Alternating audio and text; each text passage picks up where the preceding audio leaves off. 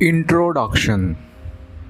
Dr. Ambedkar's thought, as reflected in his writings and speeches, has significant importance in tracing the history and growth of social thought in India. In the course of time, so many of his publications are not even available in the market. In some cases, the authentic editions are getting out of print. Besides, as time passes, many of his observations in matters social, economic, and political are coming true. Social tensions and caste conflicts are continuously on the increase. Dr. Ambedkar's thought have therefore assumed more relevance today. If his solutions and remedies on various socio-economic problems are understood and followed, it may help us to steer through the present turmoil and guide us for the future. It was therefore very appropriate on the part Government of India to have appointed an advisory committee to compile all the material available on Dr. Ambedkar for publishing the same in a suitable form. All efforts are therefore being made to collect what the learned doctor wrote and spoke. In the present volume, besides Caste in India, Annihilation of Caste, his address on Justice Randre, Federation versus Freedom, and other publications, some of his articles are not easily available, such as Small Holdings in India, Review on Russell's book, etc., have also been included. The salient features on the contents of this volume are presented below. Castes in India. Dr. Ambedkar read this paper before the anthropology seminar of the Dr. Goldwasser during his stay at the Columbia University for the doctoral studies. Naturally, he deals with the subject of the caste system from the anthropological point of view.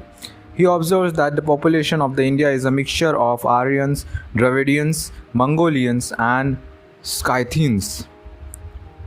Ethnically, all people are heterogeneous. According to him, it is the unity of the culture that binds the people of Indian peninsula from one end to the another. After evaluating the theories of various authorities on caste, Dr. Ambedkar observes that the superimposition of endogamy over exogamy is the main cause of formation of caste groups. Regarding endogamy, he states that the customs of sati, enforced widowhood for life and child marriage, are the outcome of endogamy. To Dr. Ambedkar, subdivisions of a society is a natural phenomenon, and these groups become castes through excommunication and initiation. Annihilation of caste. The famous address invited attention of no less a person than Mahatma Gandhi. Dr. Ambedkar observes that the reformers among the high caste Hindus were enlightened intellectuals who confined their activities to abolish the enforced widowhood, child marriage, etc. But they did not feel the necessity for agitating for the abolition of caste, nor did they have the courage to agitate against it. According to him, the political revolutions in India were preceded by the social and the religious reforms led by saints. But during the British rule, issue of the political independence got precedence over the social reform, and therefore social reform continued to remain neglected. Pointing to the socialists, he remarked that the socialists will have to fight against the monster of the caste either before and after the revolution. He asserts that the caste is not based on division of labor; it is a division of labors. As an economic organization also, caste is a harmful institution. He calls upon the Hindus to annihilate the caste, which is a great hindrance to social solidarity, and to set up a new social order with the principles of democracy. He advocates intercaste marriage as one of the solutions to the problem, but he stresses that the belief in the Shastras is the root cause of maintaining caste. He therefore suggests make every man and woman free from the thraldom of the Shastras, cleanse their mind of the pernicious notions founded on the Shastras, and he or she will interdine and intermarry.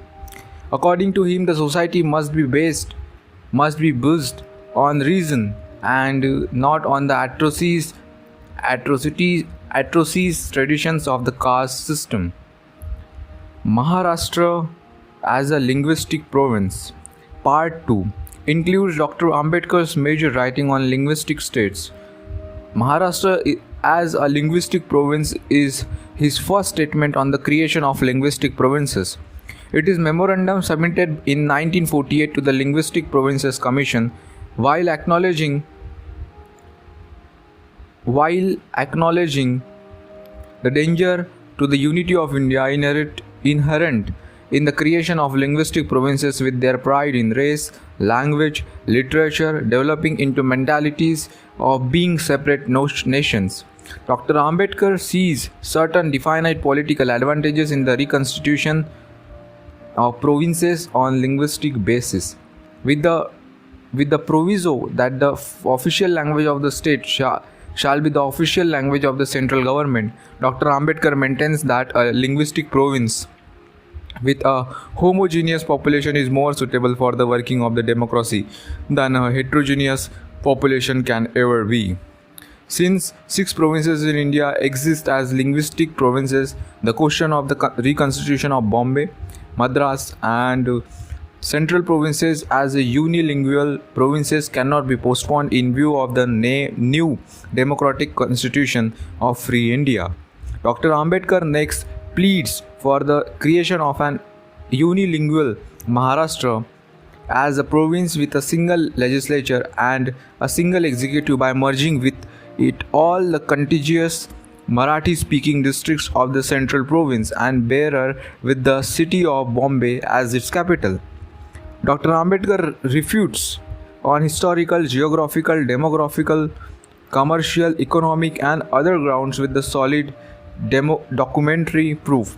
The arguments which are advanced in support of the separation of the city of the Bombay from Maharashtra and its constitution into a separate province, spurning the proposal of the settling the problem of Bombay by arbitration. He asserts that the Maharashtra and Bombay are not merely interdependent but that they are really one and integral. Needs for checks and balance.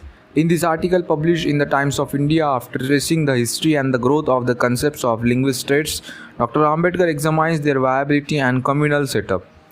The state of Andhra, according to him, will not be viable if the other Telugu-speaking area from the state of Hyderabad remains excluded from it. The caste setup he observes within the linguistic areas PEPSU, Pepsu, Andhra and the Maharashtra will be one or two major castes large in number and major and few minor castes living in a subordinate dependence on the major castes. He questions the propriety of the consolidating in one huge state all people who speak the same language. Consolidation which creates the separate consciousness may lead to animosity between the state and state. Accepting, however, the fact that there is a case for linguistic provinces, he advocates that there should be a checks and balances to ensure that the caste majority does not abuse its power under the grab of linguistic states. Thoughts on linguistic states. Thoughts on linguistic states is Dr. Ambedkar's final statements on the formation of linguistic states that came as a critique of the report of the State Organization Commission. What the Commission has created, according to him, is not a mere disparity between the states by leaving UP and Bihar as they are, but by adding to them a new and a bigger Madhya Pradesh and Rajasthan. It creates a new political problem of the consolidated Hindi-speaking North versus the balkanized South, considering the vast cultural differences between the two sectors and the apprehensions of the dominance of the North articulated by the leaders of the South. Dr. Ambedkar predicts that the danger of a conflict between the two in course of time. He observes that the Commission should have followed the principles of one state, one language and not one language, one state. He favors formation of unilingual states as against multilingual states. for the very sound reasons that the former fosters the fellow feeling which is the foundation of a stable and the democratic state, while the latter with its enforced juxtaposition of the two different linguistic groups leads to a faction fights for leadership and discrimination in administration, factors which are incompatible with democracy. His support for a unilingual state is, however, qualified by the condition that its official language shall be Hindi, and until the India becomes fit for this purpose, English shall continue. He foresees the danger of a unilingual state developing an independent nationality if its regional language is raised to the status of official language. To remove the disparity between the large states of the north and the small states of the south, which has been accentuated by the absence of the provisions for equal representation of the states in the central legislature, irrespective of their area and population, Dr. Ambedkar's remedy is to divide the larger states into units with a population not exceeding 2 crores. He suggested tentatively division of the Bihar and Madhya Pradesh into 2 states each and united provinces into 3 states. Each of these states being unilingual, the division will not affect the concepts of linguistic states. His proposal for Maharashtra is to divide it, as in ancient times, into 3 states of western, central and eastern Maharashtra, with a Bombay city as a separate state of Maharashtra. Such smaller states, in his opinion, will meet the requirement of the efficient administration and the special needs of different areas. It will also satisfy their sentiments. In a smaller state, the proportion of the majority to minority, which in India is not political but communal and unchangeable, decreases, and the danger of the majority practicing tyranny over the minority is also minimized. To give further protection to minorities against such tyranny, Dr. Ambedkar suggests amendment of the constitution that will provide a system of plural member constituency, nearly 2 to 3 or 3, with cumulative voting. Dr. Ambedkar advocates also the creation of a second capital for India and locating it in the south, preferably in the city of the Hyderabad, to ease the tension and political polarization of the north and the south. Ranade, Gandhi and Jinnah. Dr. Ambedkar delivered this important speech on the 101 birth anniversary of Justice Ranade, one of the India's foremost political leader and social thinker. At the beginning of his address, Dr. Ambedkar discusses the role of man as a maker of history. According to him, the theory of the buckle that the history is created by geography and physics, and that of the Marx that it is a result of the economic forces, both speak the half truth.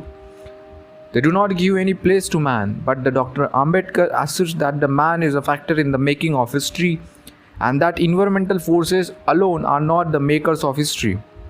Dr. Ambedkar further proceeds to discuss the tests of a great man as propounded by Carlyle, the apostole of the heroship, and also of the other political thinkers. After exhaustive discussion, he observes that the sincerity and the intellect, the combination of which are necessary to make a man great. But these qualifications are not alone sufficient. A man possessed of these 2 qualities must be motivated by the dynamics of a social purpose and must act as a scavenger of society. According to Dr. Ambedkar, Ranade was a great man by any standard. He wanted to vitalize the Hindu society to create a social democracy. Ranade lived in times when social and the religious customs, having unmoral, were regarded as sacrosanct. What appeared to Ranade to be shames and wrongs of the Hindu society were considered by the people to be most scarred injunctions of their religion. Ranade wanted to vitalize the conscience of the Hindu society, which become moribund as well as morbid. Ranade aimed to create a real social democracy without which there could be no sure and state politics. Dr. Ambedkar points out that Ranade's aim was to cleanse the old order and improve the moral tone of the Hindu society. Concluding his address, Dr. Ambedkar cautions against despotism. He says despotism does not cease to be despotism because it is elective. Nor does despotism becomes agreeable because the despots belong to our own kindred. The real guarantee against despotism is to confront it with the possibility of its dethronement, of its being superseded by a rival party. Evidence before the Southborough Commission. In fact, not commission, it is committee, Southborough Committee. Dr. Ambedkar's evidence before the Southborough Committee was his first essay in political writings. The evidence comprises of a written statement submitted to the Franchise Committee under the chairmanship of the Honorable Lord Southborough, and also of the oral evidences before the same committee on January 27, 1919. After arguing theoretically that any scheme of his franchise and constituency that fails to bring about representation of of opinions as well as the representation of person falls short of creating a popular government, he shows how very relevant the two factors are in the context of Indian society, which is ridden into caste and religious communities. Each caste group tends to create its own distinctive type of like-mindedness, which depends upon the extent of communication, participation, or endo-osmosis. Absence of this endo-osmosis is most pronounced being touchable and untouchable Hindus, more than between the religious communities such as Hindu, Muslims, Parsis, etc. These communities have on secular plane common material interests. There will be in such a groups landlords, laborers, and capitalists. The untouchables are, however, isolated by the Hindus from any kind of the social participation. They have been dehumanized by the socio-religious disabilities almost to the status of the slaves. They are denied the universally accepted rights of citizenship. Their interests are distinctively their own interests and none else can truly voice them. On the population basis, Dr. Ambedkar demands for the untouchables of the Presidency of Bombay 8 to 9 representation in the Bombay Legislature Council with franchise pitched as low for them as to muster as a sizable electorate. While reviving the various schemes proposed by a different organization, he criticizes the Congress scheme which offers communal representation only to the Muslims and leaves untouchables to seek representations in general electorate as a typical of the ideology of its leader, who are political radicals and social terrorists. He does not agree with the proposals of the moderates to reserve only 1 or 2 seats for the untouchables in plural constituency, as this does not give them effective representation. He brushes aside the proposal of the depressed class mission for nomination by co-option by the elected members of the council as an attempt to dictate to the untouchables what their goods shall be, instead of an endeavor to agree with them so that they may seek to find the goods of their own choice. The communal representation with reserved seats for the most depressed community he holds out will not perpetuate social divisions but will act as a potent solvent for dissolving them by providing opportunities for contact, cooperation, and re-socialization of the fossilized attitudes. Moreover, it was the demand of the untouchables for self-determination which the major communities too were claiming from the British bureaucracy. Federation versus Freedom, the Dr. Ambedkar's two address, Federation versus Freedom, and the communal deadlock and a way to solve it, were delivered by him before the Gokhale Institution of Economics, Pune, on January 29, 1939, and at the session of the All India Scheduled Caste Federation held in Bombay on May 6, 1945 respectively. They are in the nature of the tracts of the time. In 1939, all major political parties of India has had accepted and some were even implementing that part of the Government of India Act 1935, which related to the provincial autonomy. The question of accepting the federal structure of the center was, however, looming large on the political horizon of India. Dr. Ambedkar, who till then had not expressed in public his views on the subject, took the opportunity to do so before the learned body of the Gokhale Institution of Economics.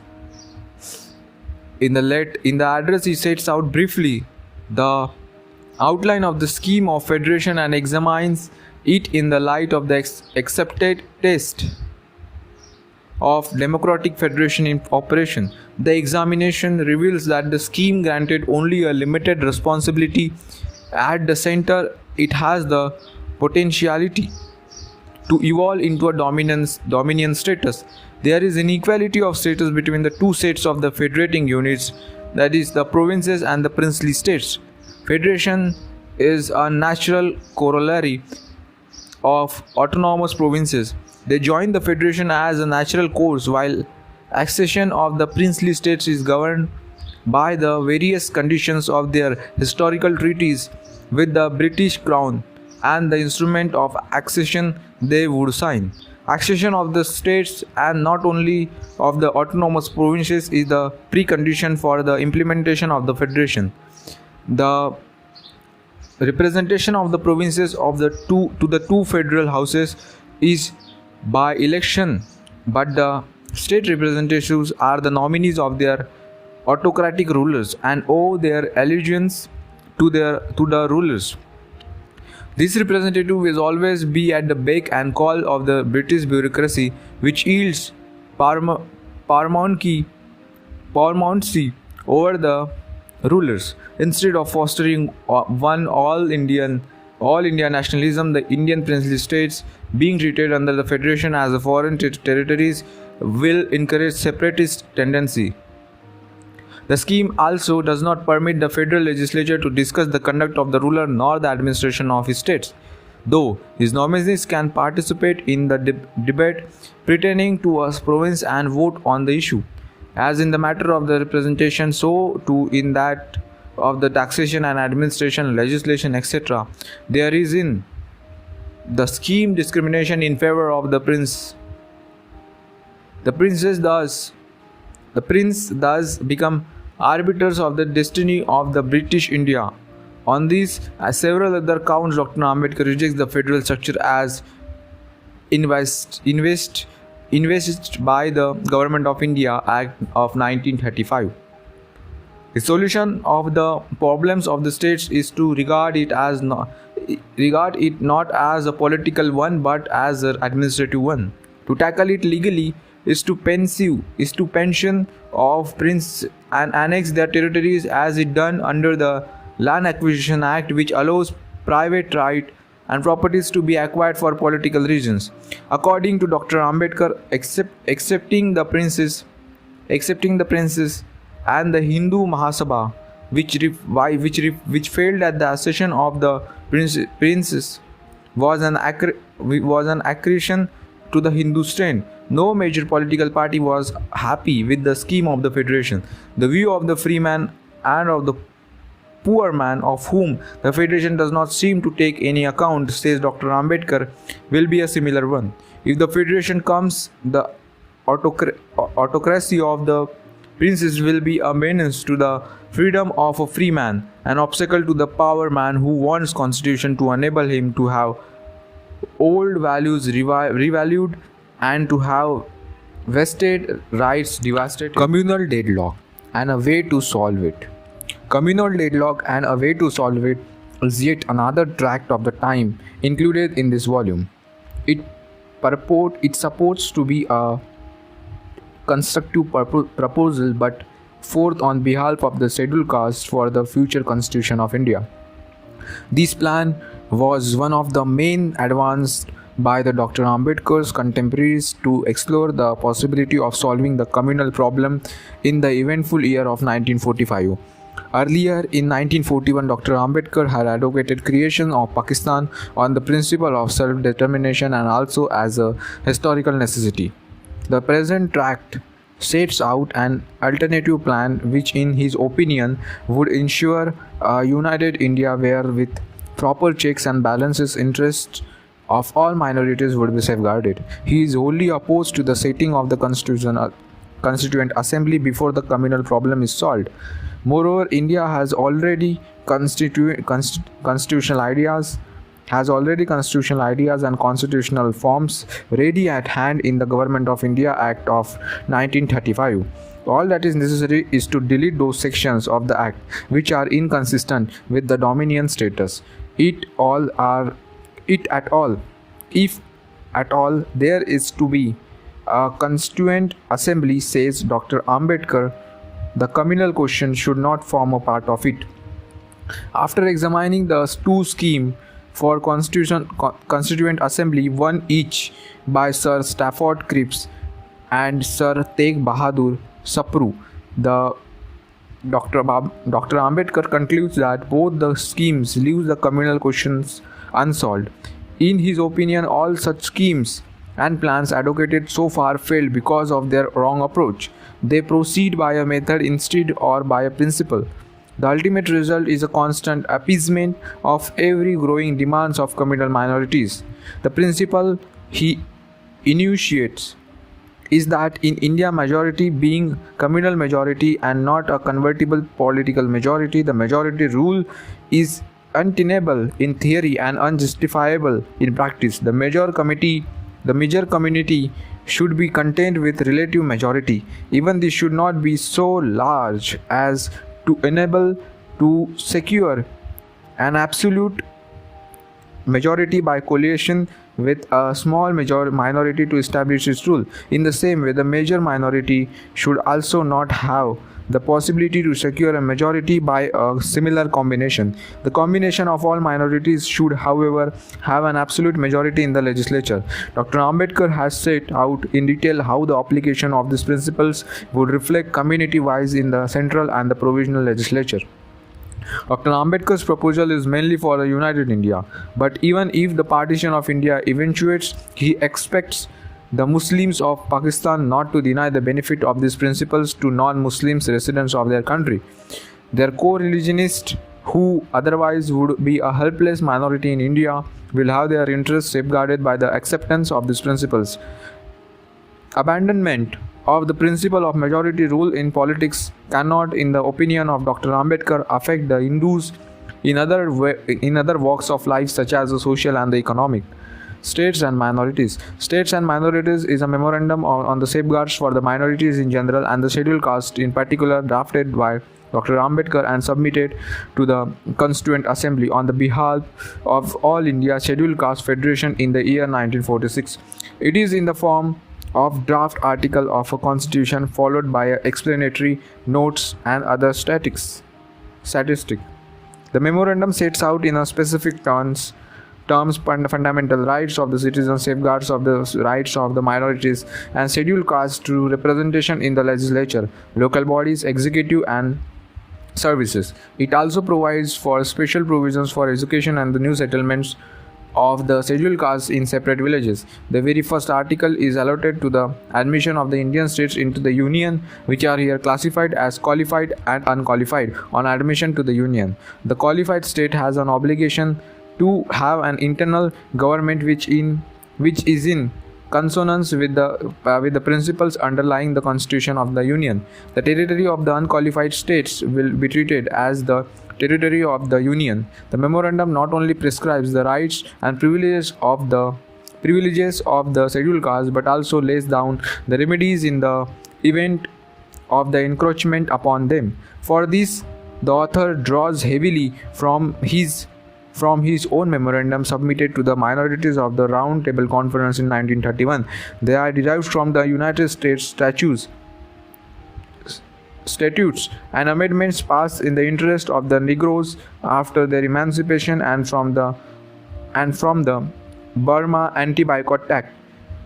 One of the novel features of the memorandum is the provisions for the election of the Prime Minister, Union and Provincial, by the whole house of the legislature, of the representative of the different minorities in the cabinet in the cabinet by members of each minority in the House of the representatives of the majority community in the executive, again by the whole House.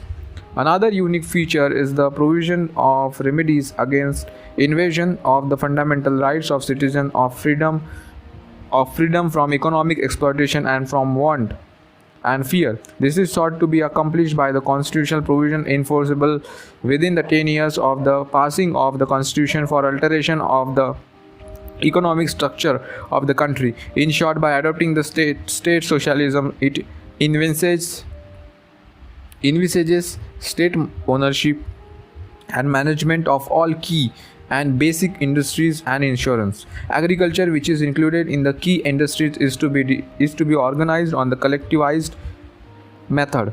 Owners of the nationalized industry and land are to be compensated in the form of the debentures. The debentures holders are entitled to receive the interest at such rates are as defined by the law. Small holdings in India. The subjects of Dr. Ambedkar's doctoral thesis were in the discipline of the economics today. The present paper was one of his articles dealing with the problem of the agriculture economy of the country. Among several problems of the agriculture economy dealing with the agriculture production, Dr. Ambedkar chose the subject of the size of the holdings as it affects the productivity of agriculture.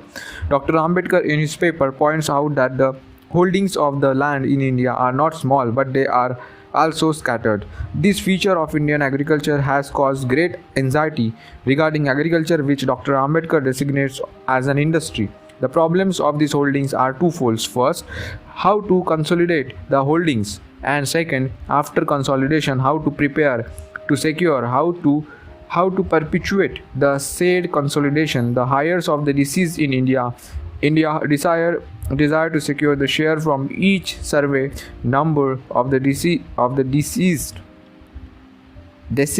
rather than the distributing complete holdings amongst themselves.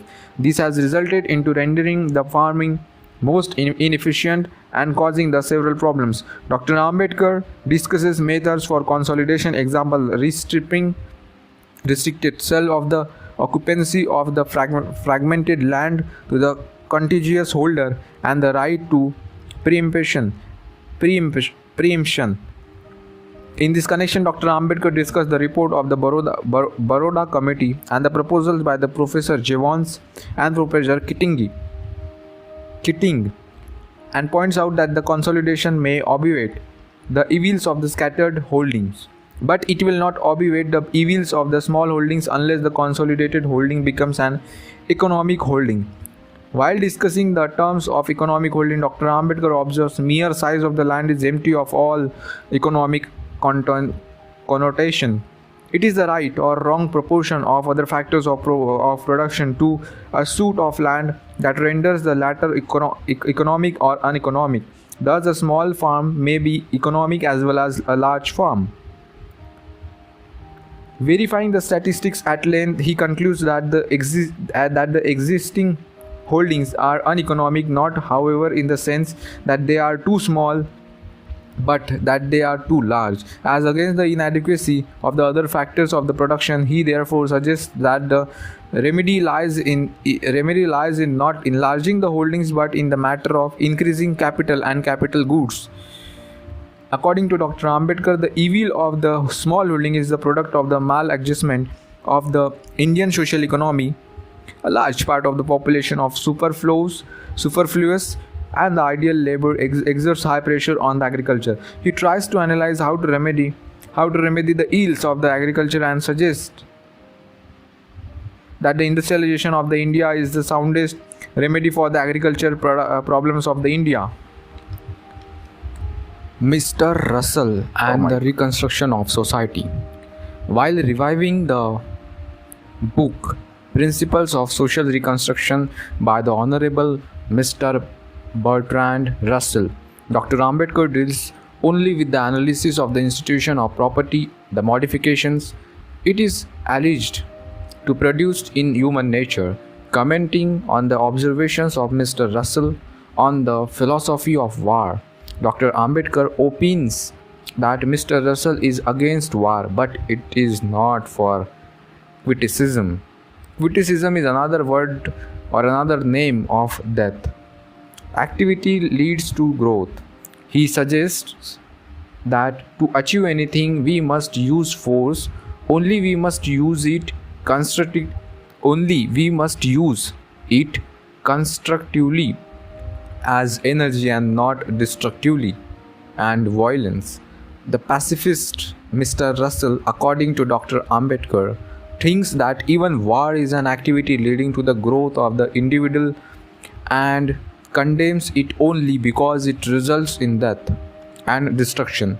He therefore thinks that Russell would welcome milder forms of war. Dr. Ambedkar further discusses the analysis of effects of property as propounded by Mr. Russell. Regarding the mental effects of property, he finds that the Russell's discussion on his aspect is marked by certain misconceptions. Criticizing the statement about love of money as interpreted by Mr. Russell, Dr. Ambedkar points out that there is a genuine difference in the outlook of the haves and have-nots.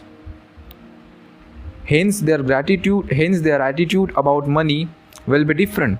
According to him, Mr. Russell failed to inquire into the purpose of the love of money, which has given rise to wrong conception. Dr. Ambedkar feels that this thesis is shaky from the production side of our life. He further proceeds to discuss and prove how the above proposition is also untenable from the consumption side of life. Here the learned doctor enters into a psychological discussion of the desires and pleasures. We leave this interesting discussion to be read by the readers in original without taking their much time. The editors do not claim to have covered all the main features of the closely reasoned arguments of the learned doctor in the present volume. Members of the editorial board are deeply indebted to the Honorable Chief Minister of Maharashtra State, Honorable Minister for Education, for their valuable help and guidance and cooperation in bringing out this volume. We are also grateful to the Director of the Government Printing and Stationery and his staff for having helped us in bringing out this book in record time. So here the forward ends. In the next video, we are going to start with the part 1, that is on caste. So until, you should wait for the upcoming video. Thank you.